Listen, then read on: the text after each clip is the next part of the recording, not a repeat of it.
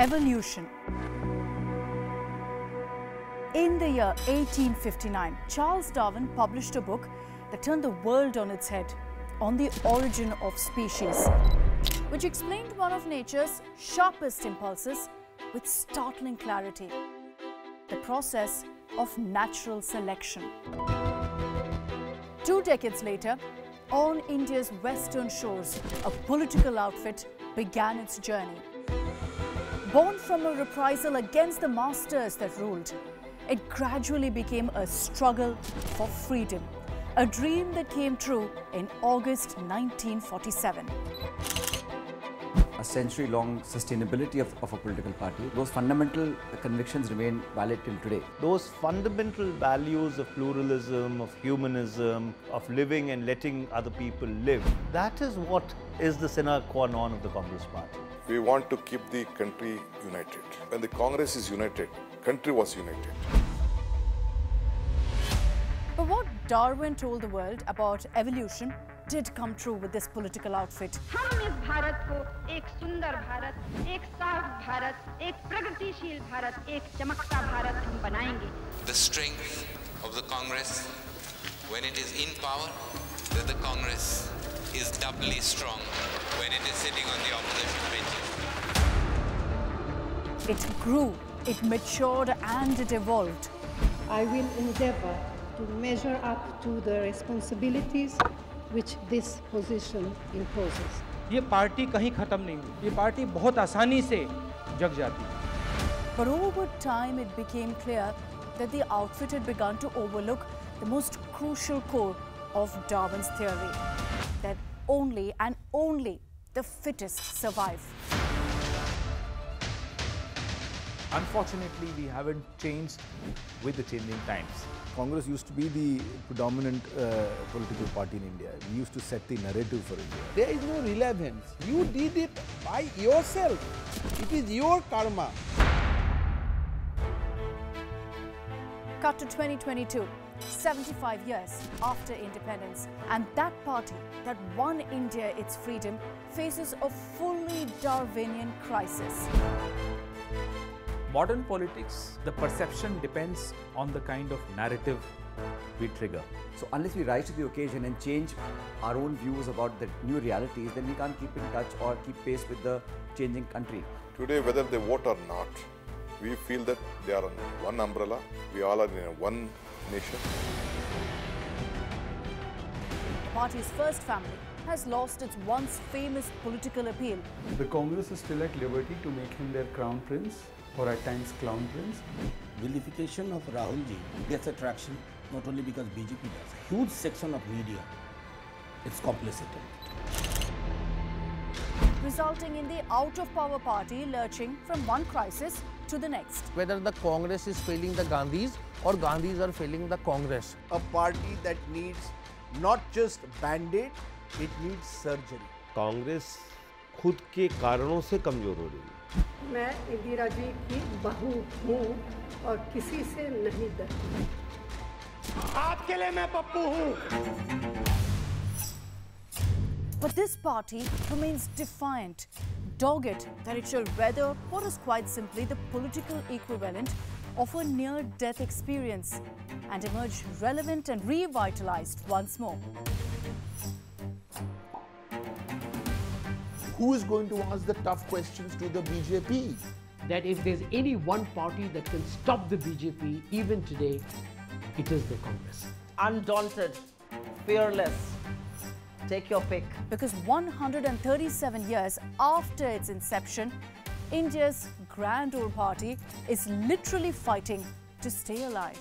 Politics, you win, you lose, you come up in power, you go down.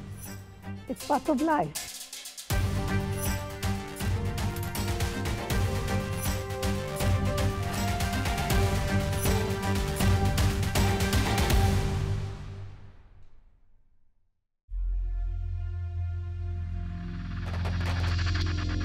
We have seen the melting down almost of the grand old party. There has been no change in party leadership.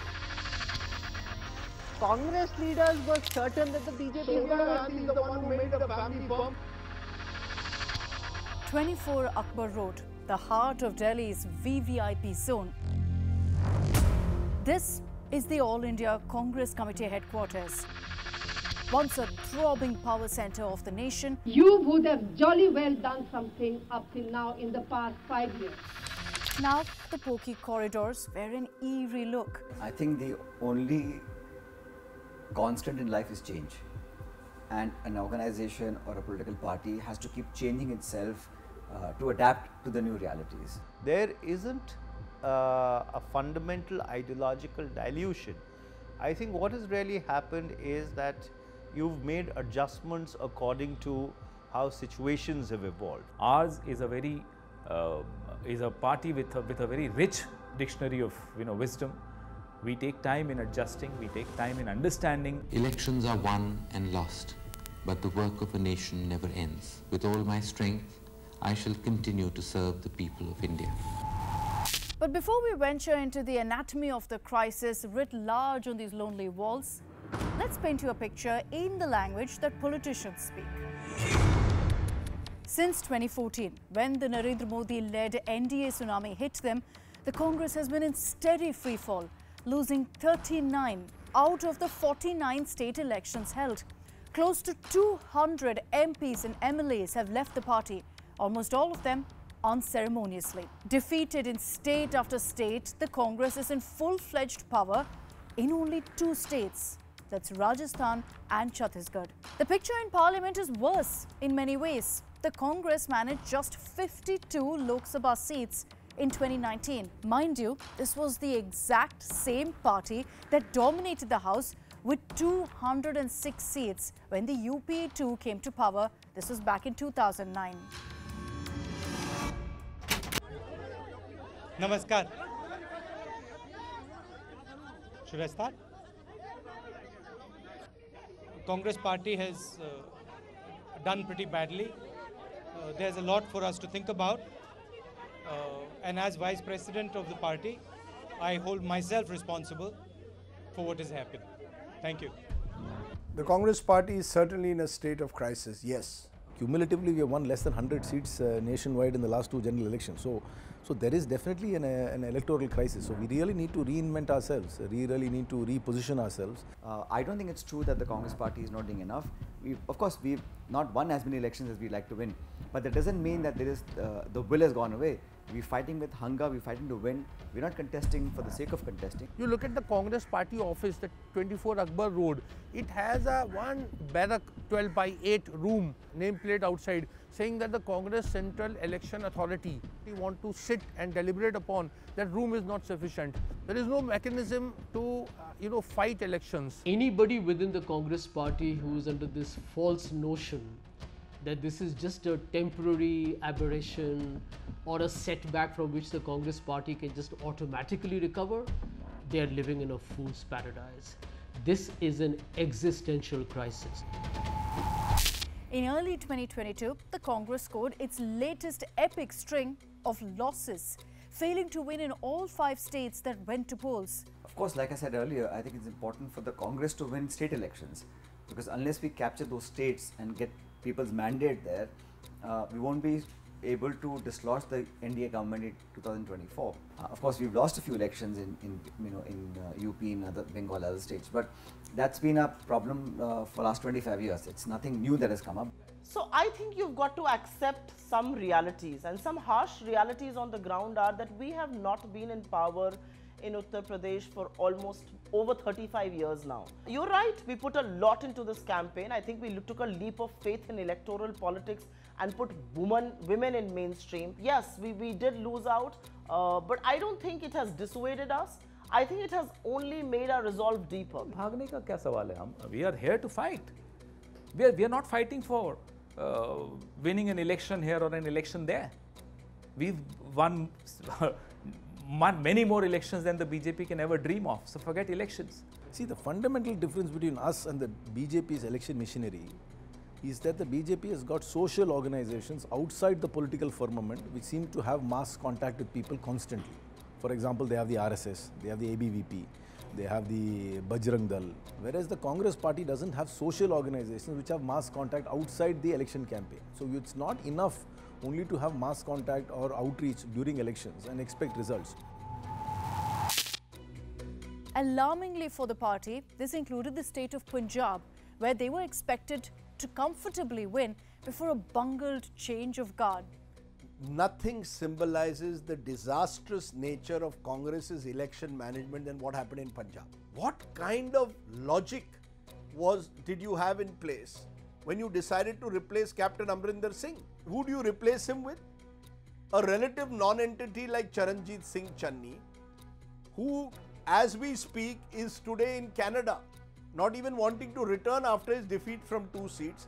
And your other choice in Navjot Singh Sidhu is in jail, serving a prison sentence. The Congress is in a state of denial.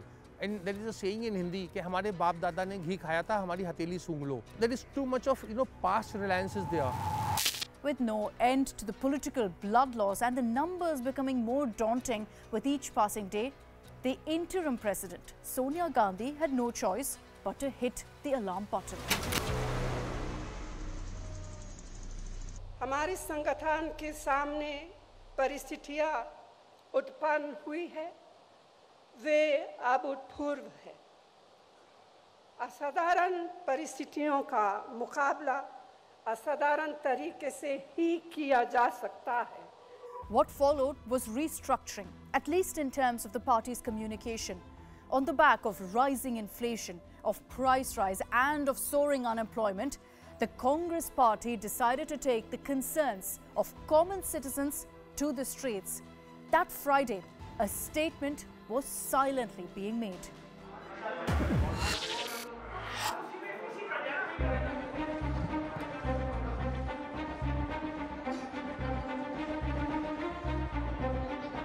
See any threat to Congress from the BJP in near future?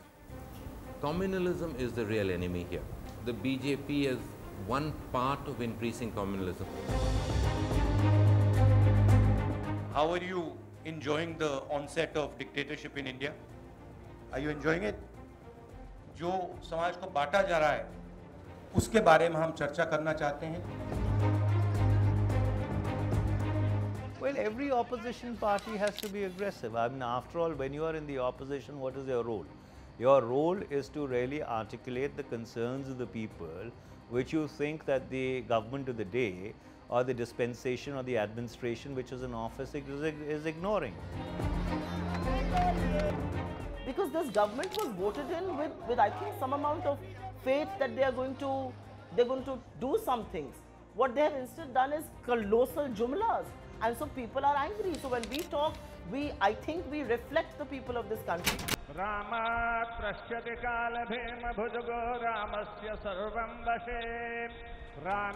And it took them a whole day to come up with this narrative, to say that this is because of it coincides with the Bhumi Puja of the Ram temple. Congress ने इसमें hidden तरीके से अपनी appeasement की policy को आगे बढ़ाया है, मगर आज 5 अगस्त है।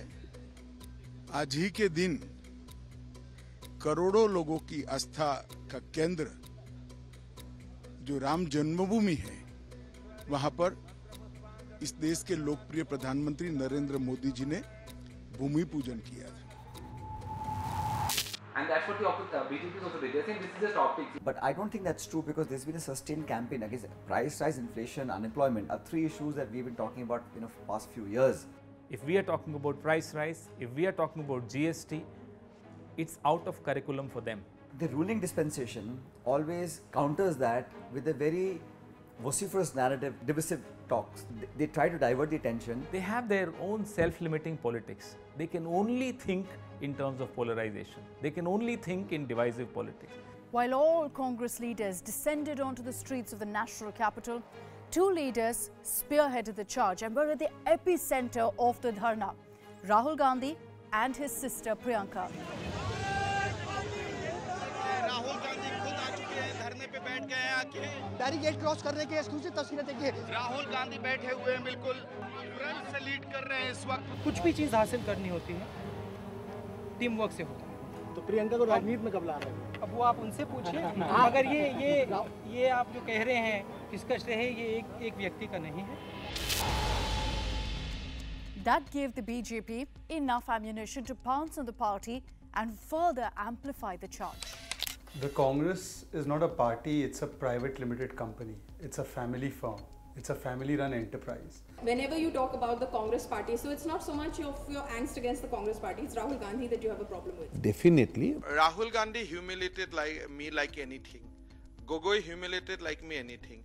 So in a personal note, this is a sweet victory. The problem is with the way a family is running a historical movement.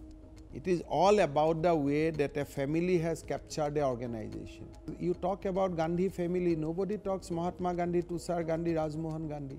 They talk about Sonia Gandhi, Rahul Gandhi.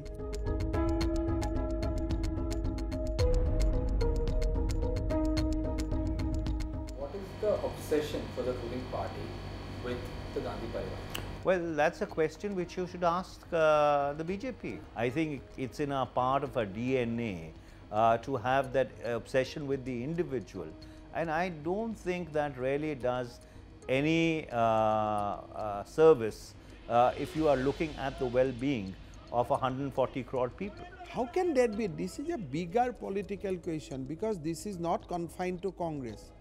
In Indian political system, there are many states where a party is actually captured or ruled by a family, and most of the decisions are taken in dining table.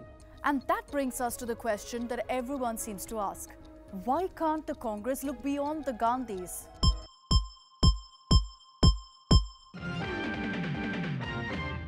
Consensus is more than a buzzword for the Congress. Very often it has meant its very survival because the party is split prone. In 1978, there was another split when Mrs. Gandhi formed the Congress I. Welcome to News Track. In our lead story, Sonia Gandhi. Will she live up to their expectations? As the party started losing its hold without a charismatic leader, Sonia was seen as a potential savior. Though Sonia's political acumen has never been put to the test, Congressmen see her as the inheritor of the Nehru legacy. One criticism that has always been made against Indira Gandhi, it's made against you, it's been made against the Gandhi family, is promoting dynasty.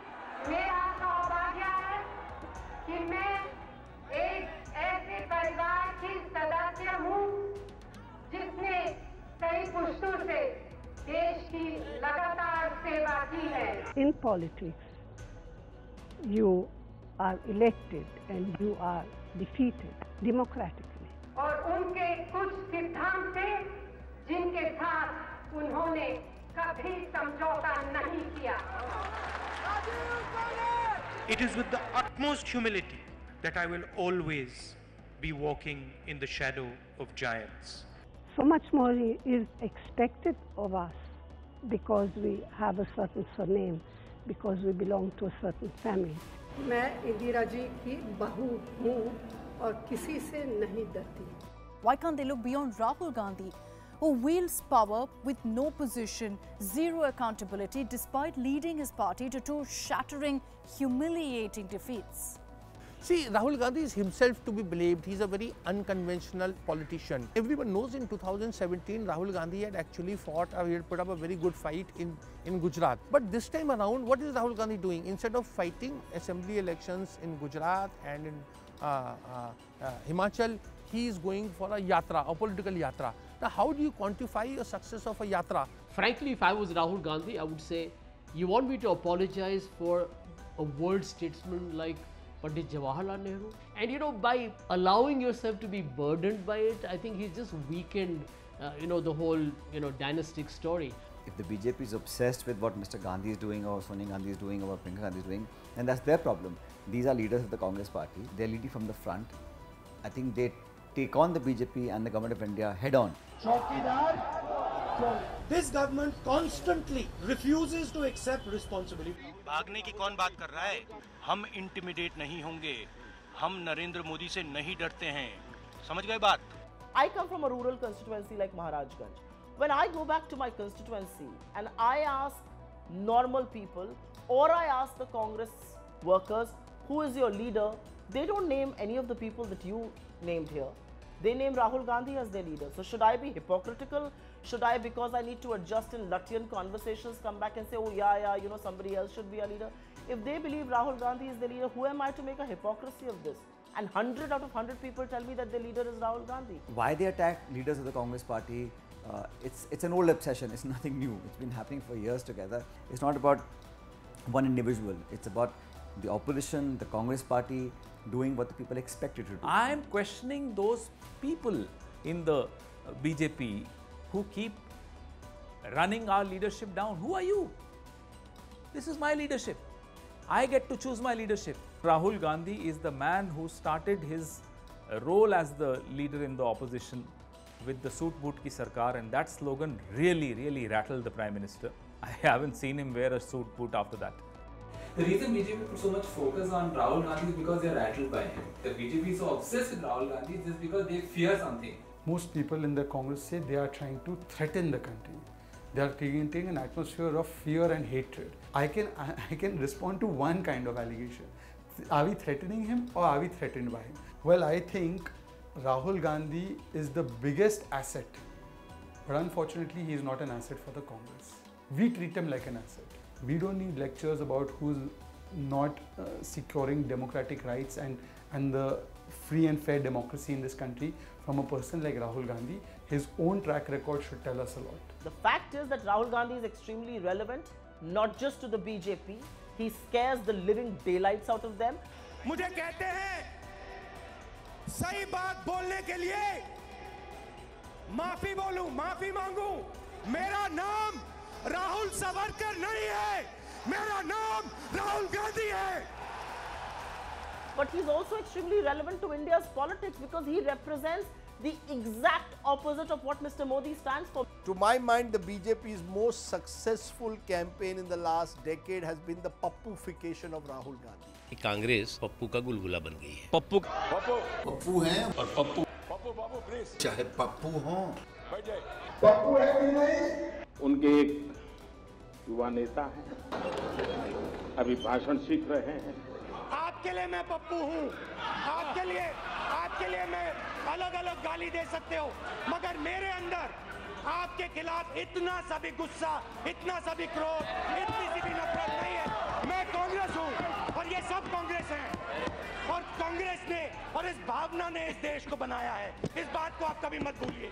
They have consistently targeted Rahul Gandhi, often unfairly, to the point where Rahul Gandhi's credibility as a leader has been almost decimated. Vilification of Rahul ji gets attraction not only because BJP does it. Huge section of media is complicit in it.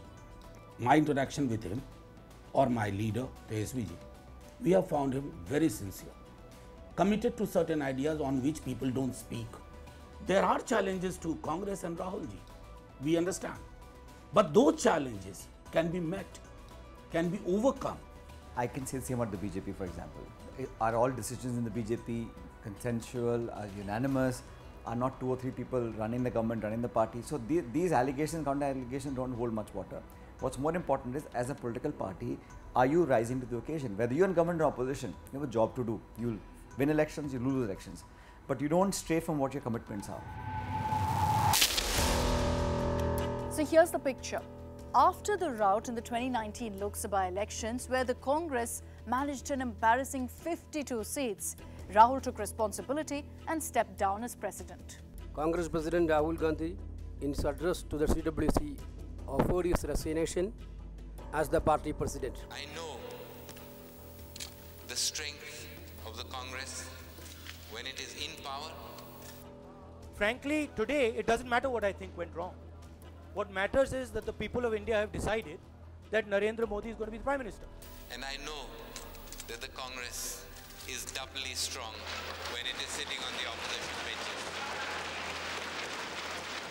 Hopefully, he will look after the interest of this country. Thank you very much. From being called a reluctant part-time politician to the very fulcrum of Congress's decline, Rahul Gandhi is target number 1, not just for his rivals, but for many within the party itself.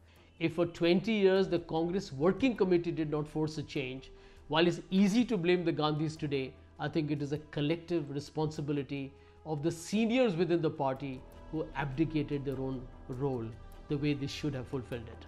Politics is not about body language on one day. It's not about the single sharp soundbite.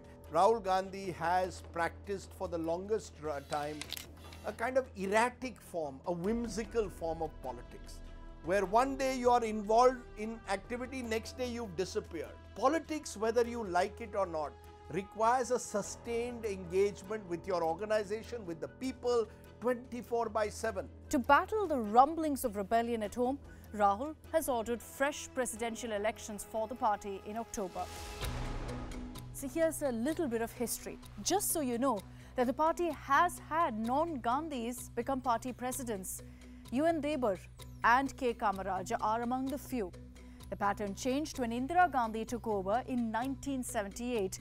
Soon after, the party was ousted from the centre for the first time. And after her assassination in 1984, her son Rajiv took over proceedings that lasted 6 years. Post his demise, P.V. Narasimha Rao and Sitaram Kesari had brief terms till Sonia Gandhi came to the front to spearhead the party since 1998. From there on, there's been no looking back. Simply having a new head is not going to change the party. You're going to need to energize the party at every level if it is to become truly competitive and take on the kind of juggernaut that the BJP is today. I do believe that this is an opportunity for the Congress party to look beyond the Gandhis. Nothing wrong at all. Let somebody else take over. And it doesn't mean that Priyanka will be irrelevant or Rahul will be irrelevant. None of them are elected. They are all selected and handpicked. And therefore, what is happening in the form of an election is nothing but a sham and a fixed match and a coronation. I don't know who chose Nadda, nor am I interested in knowing. I don't know which election made Amit Shah the president of BJP for 2 terms. I'm not interested. But why are they obsessed with my leadership? If the Congress party is saying this as an argument, that what we do is our business, then the Congress has no business to preach democracy to the entire country. So there is elections in the BJP, there is coronation in the Congress, and for the Congress to say that you can't ask us questions is the sign and symbol of intolerance. Who do you see as Congress president? I don't think there should be a Congress president. This party should now, there is no relevance. Why there should be president? It should wind up. Congress has lost its relevance. I don't think that after that generation is over, Sardar Patel, Mahatma Gandhi, Netaji Subhash Chandra Bose, then why now Congress should exist? Before even stepping into the battlefield of election strategies and crafting that fight against the BJP, his or her priority will be to put an end to the internal bleeding that's debilitated the party for years since 2014, to rebuild the party organization from the ground up and, importantly, instill a long-absent discipline within the ranks. Since 2014, the party has endured multiple setbacks, with leaders ending their long associations with the Congress, from Himanta Biswa Sarma in 2015 to Ghulam Nabi Azad more recently. The party has lost nearly 30 high-profile names. What made things worse and more bitter was many of those dumping the Congress were simply walking across to the enemy camp, to the BJP. If you want to do politics, you have to do politics with the blessings of people. In democracy, it is always by the people.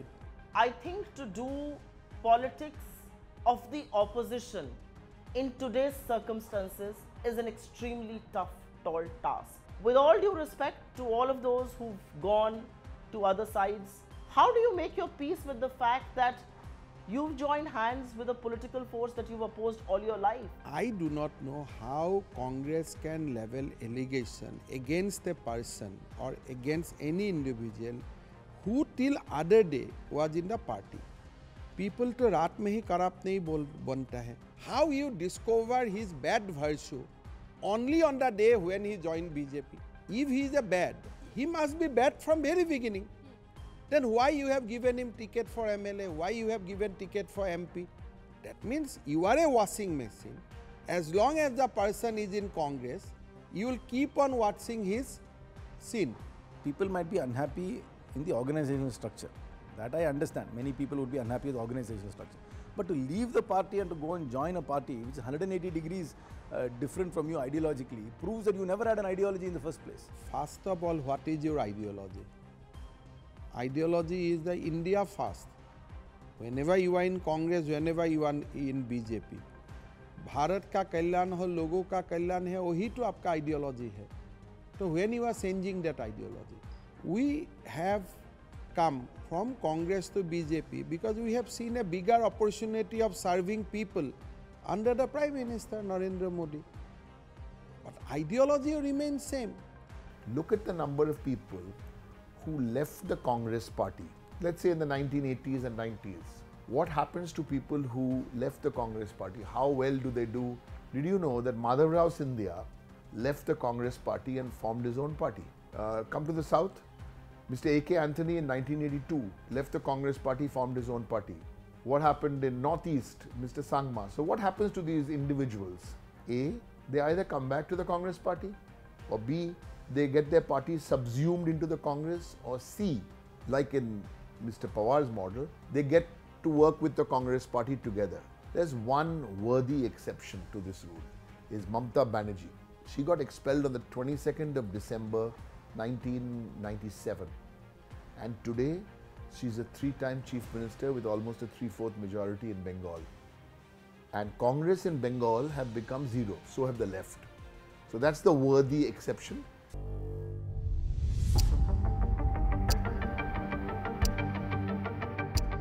We refer to 2023 as a game changer. Why is that? Because 9 states go into elections in the year.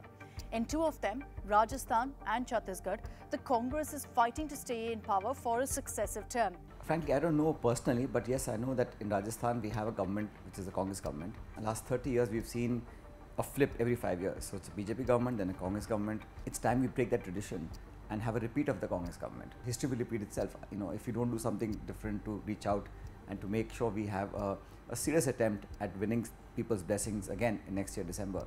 Politics, there is no void ever. And in fact, every state, the Congress has more than one capable leader. And that's something, that's a strength we have. And in Madhya Pradesh, where they were deposed after the high-profile exit of a member of Rahul's inner circle, the hope is to stay as a strong opposition at least. In 2018, which was the best year that the Congress has had in the last decade, they won Madhya Pradesh, Rajasthan and Chhattisgarh. And they were part of a government in Karnataka. And yet, they were demolished a year later. General elections are very different to state elections. Which is why I believe if the Congress were to change the game, have a new leader, get aggressive, go and motivate your cadres and talk to people, the young of India, trust me, the story can change. And then there's the election that will be closely watched, Karnataka, where the Congress will be looking for political revenge against the BJP after the latter broke up a Congress-JDS government midway by way of defections and ruthless power play. Always Congress party in Karnataka had paid a way. Even at the time when Janata Party came to power in the national level, when Indira Gandhi was being defeated, it is Karnataka. It has created hundreds of leaders in this country. First time when I contested an election, I was a student leader. Just as a student, I contested the election. And now I am there with a lot of very rich experience. We want this state to be seen in a different angle, which has very big strength, which has contributed to the growth of this country. But before that sudden fight begins, the Congress has been caught sitting on its hands on an extremely crucial decision. I think it is very important for the Congress to sort this thing out. I mean, there are compelling reasons on both sides that, should there be a chief ministerial face and should there not be a chief ministerial face. The Congress is always very tentative and indecisive, and it falls between the two stools. It must take a call. It must experiment. No outfit knows this better than the Congress party. In every state, there's always been at least a two-way fight for the party's chief ministerial face ahead of an election. That decision is with the party, and even the BJP or any other party, sometimes they announce depending on the circumstances, but usually the Congress party doesn't announce a face that so-and-so will be chief minister because it's a collective effort. and then whoever the legislative members of the party decide becomes the leader, and the person becomes chief minister. This rivalry issue, it's also because you have strong leaders, right? So I'm not at all that worried about who will get what position. It's the party has to win. We saw it happen in Chhattisgarh. To your point about differences in the open, yes, I wish there were fewer differences in the open. But then, you know, we are a melting pot. We allow people to disagree with the leadership, so it's all right. When you use the word management of egos, I differ. It's not egos, it's aspirations. Why do you expect a temporary, an artificial, hunky-dory atmosphere within an organization? Why should there be artifice? No one can forget the infamous ongoing hostilities in Rajasthan. The Congress, I think that charge is not true, but perhaps I think a better alignment of two generations is what we require to do moving forward, and then have a cohesive sort of a coming together of two forces, and that will be formidable. Then there was the public verbal spats that broke out in Punjab again in the run-up to an election. Congress खुद के कारणों से कमजोर हो रही है, उनको किसी बाहरी दुश्मन की जरूरत ही नहीं है, और कांग्रेस पार्टी कोई भी चुनाव जीतने की इच्छा शक्ति के साथ लड़ती ही नहीं है। उनके अंदर वो विल पावर नहीं है कि वो चुनाव जीतने के लिए लड़े। वो चुनाव शुरुआत ही इसी से करते हैं कि हमें तो चुनाव हारना है। तो कांग्रेस पार्टी को बाहर के किसी व्यक्ति को लड़ने की जरूरत नहीं है, वो आपस में लड़ने के लिए काफी है, आपस में एक दूसरे को कमजोर करने के लिए काफी है। Like Punjab, where the Congress was the front runner and should have won the elections until they committed harakiri or political suicide, I hope the Congress doesn't do that in Karnataka. That's a state that the Congress party can actually win. Two Congress leaders taking potshots publicly at each other. Former Chief Minister Siddaramaiah and Party President D.K. Shivkumar. See, it is not important that I be the Chief Minister or X be the Chief Minister. There are so many leaders who have contributed for the growth of the party in the state. There are various leaders, not 1, 2, 3, 4. There are more than 10 leaders are there. Like Mr. Kalika Mallikarjun Kharge was the president. He was a leader of the opposition who have contributed for the growth of the party, strengthening the party, keeping the party united. We believe everyone has to work together. The last thing I think the Congress needs to now do is allow factionalism to destroy the Karnataka Congress, because then, you know, it will be yet another case of the Congress never missing an opportunity to miss an opportunity. See, there is no any friction or any groups in the party. Congress has only one group, that is the Congress group. No individual group is being allowed. I don't believe in it. I believe in collective leadership. There are various leaders in our party. We will all join together. We will see that Congress party coming to power is important. It is not me or Siddaramaiah is not important here. We have to serve the people. We are working together. We will see that the Congress will be in power. I welcome this idea of multiple ambitious leaders vying for position within units. See, there is a methodology within the Congress hierarchy to sort out these issues. But if there is somebody who's going to become the overwhelming favorite leader among the cadre, I don't think anybody can prevent that person from becoming a leader. You may say it's still early, but all political parties have at least one eye on the big picture, the big fight for 2024. Democracy anywhere, it needs a very strong opposition. जितना power में लोग रहते हैं, उतना ही अगर उनके खिलाफ आवाज उठाने वाले मजबूत लोग रहेंगे, तो वो सत्ता का दुरुपयोग नहीं कर पाएंगे. You see, this whole narrative of Modi versus who, it's a wrong narrative. It doesn't suit the opposition. It only suits Modi and BJP put this out. 2019 में जब लोकसभा में हम दोबारा जीत करके आए, तो ज्ञानियों ने कहा था कि भाई 2019 के जीत में क्या है. लेकिन दुर्भाग्य ये है कि आप में से बहुत लोग ऐसे हैं जिनके सुई कांटा 2014 में अटका हुआ है. Whenever the Congress hasn't been in power, it's always been the principal opposition party, like it's been since 2014. But come 2024, the Congress stands to lose even that saving grace if it does not mount a credible revival. I, as a political commentator, I do not expect Congress, going by today's conditions, I don't expect the Congress to be crossing 100 mark, 100 Lok Sabha seats in 2024. So if that doesn't happen, then the Congress cannot be on the driver's seat. Democracy is all about numbers, and it's all about the future prospects. While I give full credit to all the state leaders who defeated BJP in their home states, have regional parties, they have a role to play, certainly. But there also has to be give and take, because pan-India, the only party with presence, strength and the willingness to fight the BJP is the Congress. So it will have to be the pivot around which a lot of opposition leaders can come together. Congress, you like it or not, has 20% of the vote in India. I mean, that is our base. So now is a question of aggregating like-minded parties who would want to oppose the BJP. So we need to get another 15-20% vote share to our side, and we have to articulate a positive agenda against the BJP. When you have a history of 137 years, there shall be some gerontological, age-related problems. I believe, and my leader also, Tejaswiji and Laluji has said, that there are problems, but Congress shall overcome.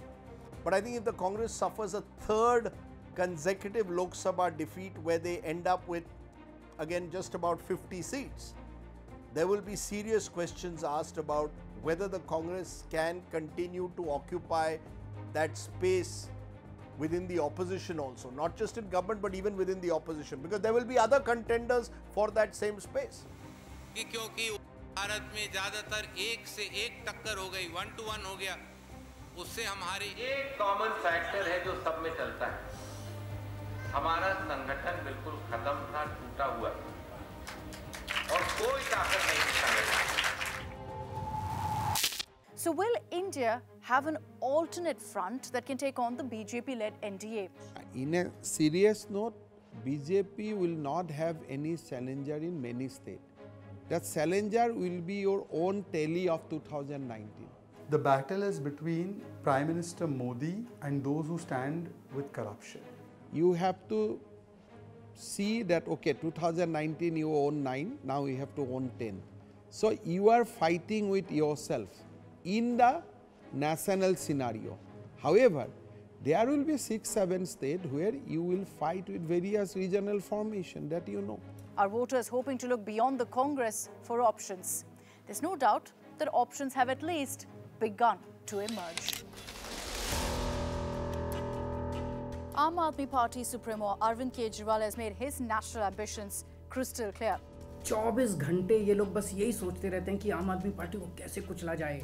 जब उनसे लोगों से ये सवाल पूछा जाता है कि केजरीवाल क्या मोदी को टक्कर दे सकते हैं, और दूसरे नेताओं का भी नाम पूछा जाता है, नंबर 1 पर अरविंद केजरीवाल का नाम लोग लेते हैं। ये संकेत भारत की राजनीति के लिए बहुत बड़ा और अच्छा संकेत है। ये आदमी आ गया तो देश के अंदर कोई बड़ा बदलाव कर सकता है, तो आप देखिएगा क्या होगा। अगर इनके भरोसे छोड़ दिया, इन पार्टियों और इन नेताओं के भरोसे छोड़ दिया, तो अगले 75 साल और पीछे रह जाएंगे। There is a competition that Kejriwal is fighting. That competition is not with Modi. That competition is with Nota.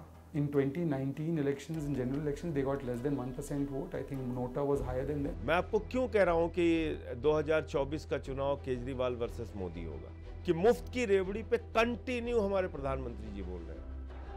मुफ्त की रेवड़ी बांटकर वोट बटोरने का कल्चर लाने की भरसक कोशिश हो रही है। वो किसको संबोधित कर रहे हैं? अरविंद केजरीवाल को। When the Revdi comment was made by the Honorable Prime Minister, he named no party, no government, no state. रेवड़ी कल्चर वालों को लगता है कि जनता जनार्दन को मुफ्त की रेवड़ी बांटकर उन्हें खरीद लेंगे। Somewhere if it pricked you, that means you know that your system and your entire model is a Revdi model. We did not say your model is a Revdi model. We said that Revdi model is not good. तो उनको खतरा क्या है? उनको खतरा इस बात का है कि अगर किसी दिन केजरीवाल जी निकले और उन्होंने कहा कि हम पूरे देश में 300 यूनिट बिजली फ्री देंगे, फिर क्या करेगी बीजेपी? एक भी वादे पे खरी नहीं उतरी नरेंद्र मोदी जी की सरकार। तो बुनियादी फर्क ये है, इसलिए मैं कह रहा हूं कि चुनाव केजरीवाल वर्सेस मोदी होगा, आम आदमी party versus Bharatiya Janata party होगा।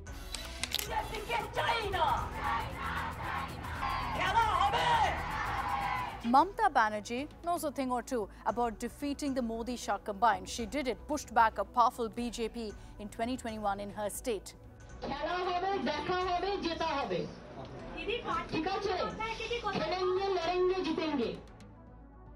The focus is to remove Modi. The focus is to win Lok Sabha seats in the different states. Everyone is on board, inside Parliament and outside Parliament. Those leaders who are strong in their own states have to bring in lots of Lok Sabha seats. You see, lots of you in the media do a lot of analysis of all the political parties, how they work, how they don't work. But no one asks the tough questions to the BJP. So it's very easy to spend a lot of time analyzing the Congress party did this, the TMC did this didn't go right for the TRS. And the latest entrant to the opposition's natural ambitions playground is Bihar's Nitish Kumar. First, opposition members, opposition political parties, they need to sit together. You know, when the people go to vote, what is their idea? That my son, my daughter is unemployed for last so many years. And the government of the day has no blueprint for that. So is the case of inflation. So is the case of harmony. And these kind of issues, combine them together, take it to the people. It will remain same in Bengal, it will remain the same in Tamil Nadu, and for that matter, Punjab, Bihar, Uttar Pradesh. Now, this is what is important, what you do at macro and micro. This has to be a combination. नहीं हम किसी चीज के उम्मीदवार का हम कोई दावेदारी नहीं, लेकिन इतना तो जरूर कर दीजिए ना कि 14 में जो आए 24 तक के आगे रह पाएंगे कि नहीं रह पाएंगे. And now to our final chapter. What does the future hold for the Congress party? Ironically, an astrologer had said that the party's fate line is blurred, referring to the party's famous emblem. You have to stop the BJP in 2024, and therefore they need to move heaven and earth. That if there's any one party that can stop the BJP even today, it is the Congress. The obituary of the Congress party is a pet project of a lot of people. It's a 137-year-old party, let's not forget that. Understands how to respond to situations, learns, unlearns. Histories of India and the Congress party are so intertwined with each other that it cannot be separated. The party which now gives dictation to everyone that all political parties shall be finished, only China kind of model, that Bharatiya Janata Party is the only party in India. They must not forget they were at two. They had to struggle for so many years. I wish them luck. But at the same time, they should not ridicule other political parties, including Congress. The Congress at the moment is facing the most ruthless, energetic, resourceful election machine in the history of independent India in the form of the Modi-Shah BJP. The Congress party's future is very much in its own hands. Political parties in the past have been guilty of not evolving, of completely losing their relevance, and that is literally the Congress's battle today. You see, that's a call which eventually the people of India will take. And there are 543 seats in the Lok Sabha which will be up for grabs. The question is that who has the footprint to be able to really have that pan-India presence in an efficacious manner. We may have lost 2 elections, but don't forget we won 2 elections back to back, 2004 and 2009. Nothing remains the same. People who got huge victories have had to suffer huge losses. And that may and very well will apply to the BJP and NDA. See, the Congress's strength is the fact that the people must perceive us as the natural party of governance in the centre. And at the moment, they don't perceive us as that, but that can be regained. 137 years of legacy, the battle for identity pre-independence, the contribution to India's freedom movement, and some of the country's most iconic leaders, yet a continuing fall into darkness. The Congress has only itself to blame and only itself to save. But the fulcrum and the bedrock of a pan-India opposition and the pole and the pivot can only be the Congress, because it's the only party that has presence, like I said, all across India. And of course, that's something that the BJP is very wary of. This is the march of time, and these are the cycle of events. And you're absolutely fine that across the world, there have been instances where political parties have got eclipsed. The Liberals, the Whigs, they are classical examples. But in my estimation, I think those fears or those apprehensions or that skepticism with regard to the Indian National Congress may be a tad exaggerated. In my estimation, things will settle down because there is an intrinsic genius which the Indian people have of discerning as to what is good and what is bad for them. It's flawed to say that the Congress could ever become irrelevant. I think Congress in many ways represents large sections of our people. We stand for diversity, we stand for all languages, we stand for all regions. How can we ever become irrelevant? Yes, electoral setbacks will set us thinking, they will set us re-strategizing, but I don't think we can ever become irrelevant. Vibrant democracy that believes in the power of the opposition will no doubt be rooting for a Congress revival. But whether the next few years translate into a true rebirth or a continued descent into dust is completely in the party's hands. I feel that there is a certain level of dissatisfaction coming up at the grassroots level.